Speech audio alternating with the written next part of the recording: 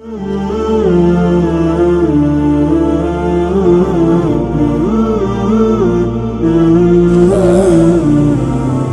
oleh panitia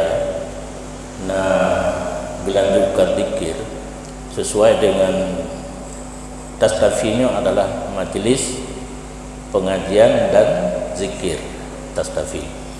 Lun kalung penabut lom kalung singkat majlis pengajian dan zikir tastafi dengan MPZT nyan ba lunduk lama to baru salah jak sumber birin lemah adanya lagi na ulung sang.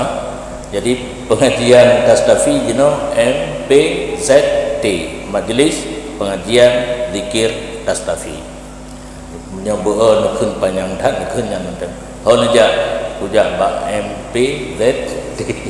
Jadi urangnya nanti rencana zikir lah sesuai dengan program majlis zikir tastafi.